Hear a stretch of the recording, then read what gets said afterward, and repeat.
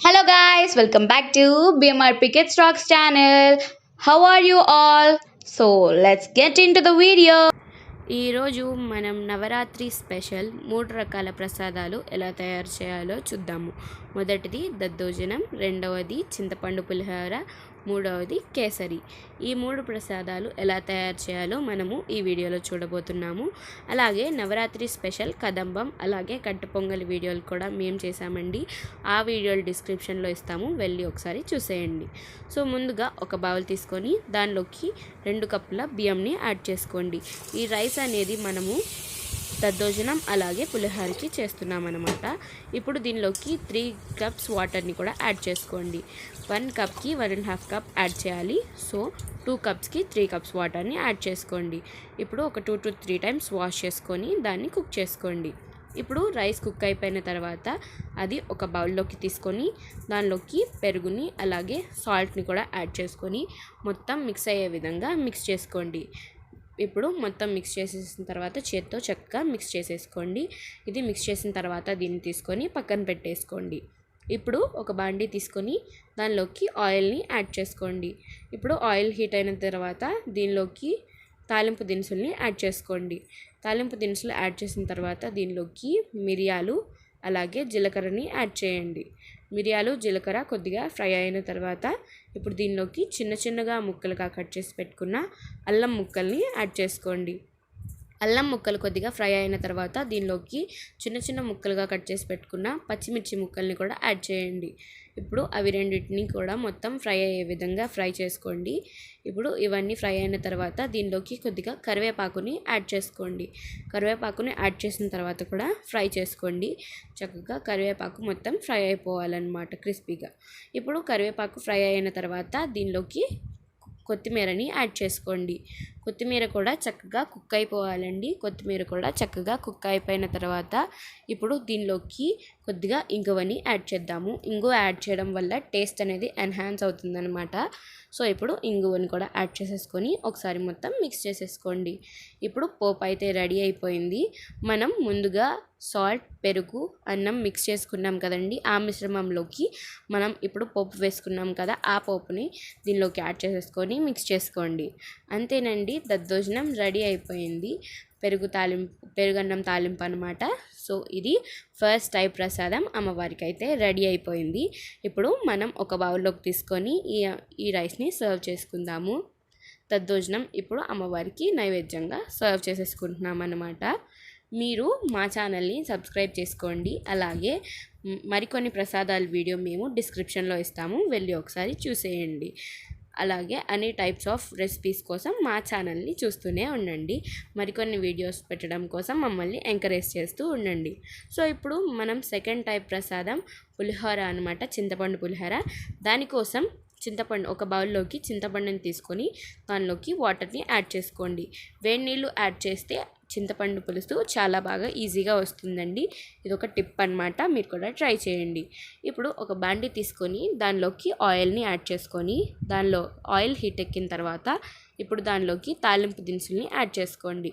తాలింపు దినుసు యాడ్ చేసిన తర్వాత ఇప్పుడు దీనిలోకి జీలకర్ర, వేరుశెనగ గుళ్ళని యాడ్ చేసుకోండి. ఇప్పుడు అవి రెండు కొద్దిగా ఫ్రై అయిన తర్వాత దీనిలోకి ఎండుమిర్చి అలాగే పచ్చిమిర్చిని యాడ్ చేసుకోండి. ఇప్పుడు అవి రెండు కూడా ఫ్రై అయిపోయిన తర్వాత ఇప్పుడు పచ్చిమిర్చికి ఘాట్లు పెట్టి వేసుకోండి, లేకపోతే పచ్చిమిర్చి పేలుతుందన్నమాట. సో ఇప్పుడు దీన్ని మొత్తాన్ని కూడా ఒకసారి ఫ్రై చేసేసుకోండి. సో చూస్తున్నారు కదా, ఈ విధంగా మొత్తం ఫ్రై చేసుకోవాలన్నమాట. మొత్తం ఫ్రై చేసుకుండండి. ఈలోపు ఇది ఫ్రై అవుతూ ఉండేలోపు మనం చింతపండుని నానబెట్టాం కదండి, దాన్ని మనం పులుసుగా తయారు చేసుకోవాలన్నమాట. నేను చెప్పినట్టు వేడి నీళ్ళు పోసి పులుసుని తీస్తే ఈజీగా పులుసు అనేది వస్తుంది. లేకపోతే మీరు నార్మల్ వాటర్ని యాడ్ చేసుకొని అయినా మీరు పులుసుని తీసుకోవచ్చు.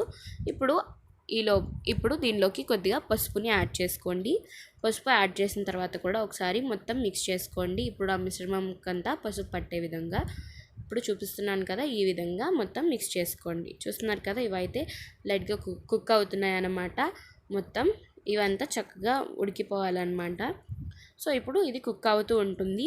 మీరైతే ఒకసారి వీడియోకి వెళ్ళి లైక్ చేసేయండి, షేర్ చేయండి వీడియోని. సో ఇప్పుడు దీనిలోకి కొద్దిగా కరివేపాకుని యాడ్ చేసుకోండి. కరివేపాకు యాడ్ చేసిన తర్వాత కూడా ఒకసారి మొత్తం మిక్స్ చేసేసుకోండి. సో ఇప్పుడు చూస్తున్నారు కదా, ఈ విధంగా మొత్తం అంతా మిక్స్ చేసేసుకోండి.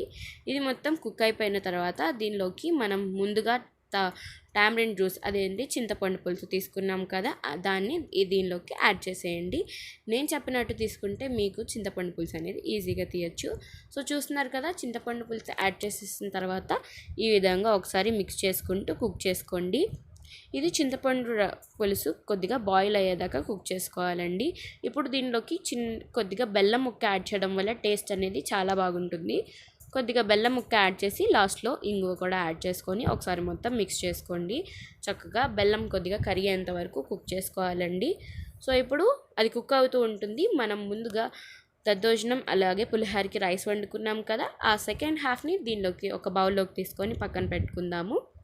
ఈ విధంగా ఒక బౌల్లోకి తీసుకొని రైస్ని పక్కన పెట్టుకోండి. ఇప్పుడు ఆ బౌల్లోకి తీసుకున్న దానిలోకి కొద్దిగా కరివేపాకు అలాగే పసుపుని యాడ్ చేసుకోండి.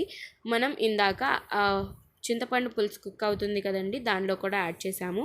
సో దీనిలో కూడా కొద్దిగా యాడ్ చేసుకోవాలన్నమాట. ఇందాక మనం చింతపండు పులుసుని కుక్ చేస్తున్నాం కదండి, దానిలోకి కొద్దిగా సాల్ట్ని యాడ్ చేసుకోండి. ఈ విధంగా చింతపండు పులుసు కుక్ అయిపోయిన తర్వాత ఆ చింతపండు పులుసుని మీరు తీసుకున్న రైస్ క్వాంటిటీని బట్టి ఆ పులుసుని యాడ్ చేసుకొని మీరు మిక్స్ చేసుకోవాలండి. మేము తీసుకున్న దానికైతే ఇలాగ యాడ్ చేసుకొని మిక్స్ చేసుకుంటున్నాం అన్నమాట. సో మీరు చూసుకొని అడ్జస్ట్ చేసుకొని యాడ్ చేసుకోండి. సో ఇప్పుడు ఇదంతా కూడా మిక్స్ అయిపోయే విధంగా చక్కగా మిక్స్ చేసుకోండి. మిక్స్ చేసుకున్నాక అమ్మవారికి రెండో రకమైన ప్రసాదం పులిహోర కూడా రెడీ అయిపోయింది. ఇప్పుడు దీన్ని కూడా అమ్మవారి కోసం చక్కగా మనము సర్వింగ్ బౌల్లోకి తీసుకొని సర్వ్ చేసేసుకుందాము. మేము ఈలోపు సర్వ్ చేస్తూ ఉంటాము.